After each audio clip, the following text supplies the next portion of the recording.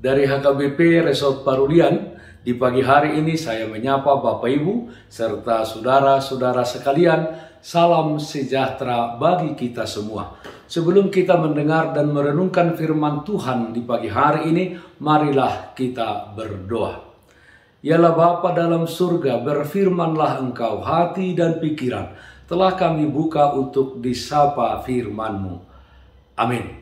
Firman Tuhan yang menjadi sumber kekuatan dan sukacita bagi kita dalam melaksanakan aktivitas kita satu hari ini, Selasa 3 Mei 2022, tertulis dalam kitab Keluaran pasal 23 ayat 8, demikian bunyinya. Suap janganlah kau terima, sebab suap membuat buta mata orang-orang yang melihat dan memutarbalikkan perkara orang-orang yang benar.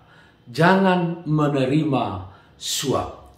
Saudaraku yang terkasih dalam Kristus Yesus, berbicara tentang suap bukanlah hal yang tabu bagi kita, atau bukan hal yang baru serta mengejutkan lagi di negeri yang kita cintai ini, yang dari sejak dahulu hingga saat ini terjadi.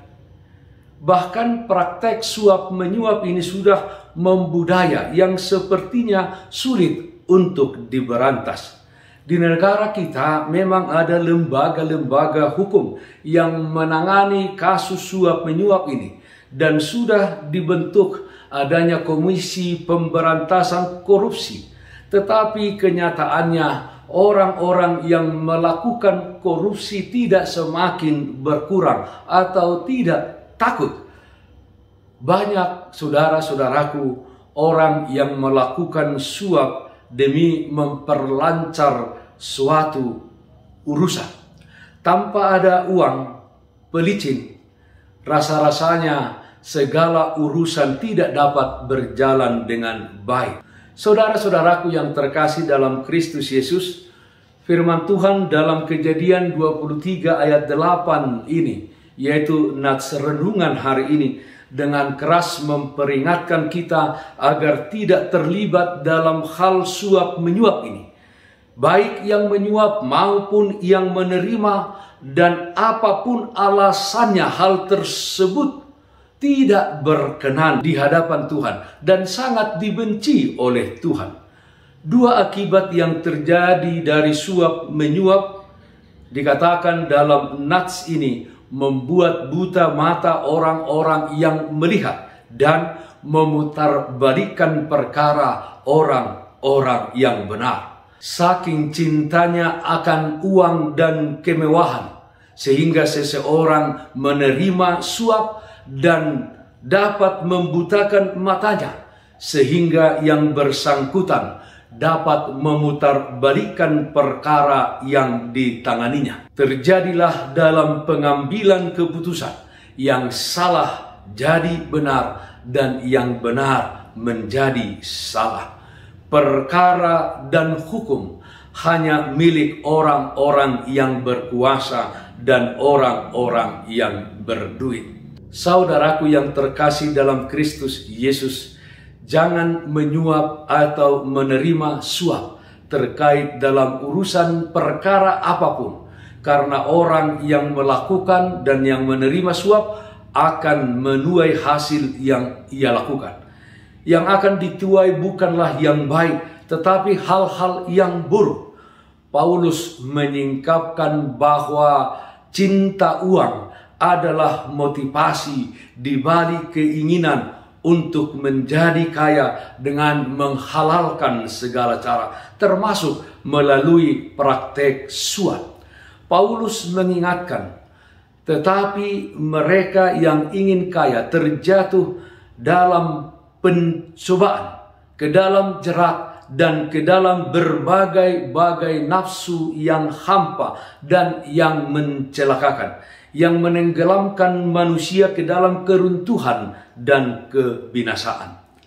Selagi kita masih hidup, jika masih melakukan tindakan-tindakan tersebut, maka segeralah kita sadar dan berhenti melakukannya. Kita bertobat, kita melakukan yang sesuai dengan kehendak Tuhan. Karena Tuhan tidak menyukai perbuatan-perbuatan suap menyuap tersebut. Ingatlah, Tuhan ada bersama kita untuk menyelesaikan perkara-perkara di dalam kehidupan kita. Jangan menerima suap. Amin. Mari kita nyanyikan Bukende 228 ayat 3, Yesus hapus aku. Di harajaonmu, tigordomu, homahui huton, lau tuhangoluan, nang torang tarida, sonang donasida. Di harajaonmu, alani uhumu. Marilah kita berdoa. Terpujilah namamu ya Allah Bapa dalam surga, karena di dalam setiap perjalanan hidup kami sungguh merasakan kasih, setia, dan penyertaan Tuhan. Kami berdoa ya Tuhan, untuk yang sakit Tuhan berikan kesembuhan, untuk yang berduka Tuhan berikan penghiburan. Kiranya kami di tengah-tengah dunia ini, apapun pekerjaan kami, kiranya kami jangan menerima suap.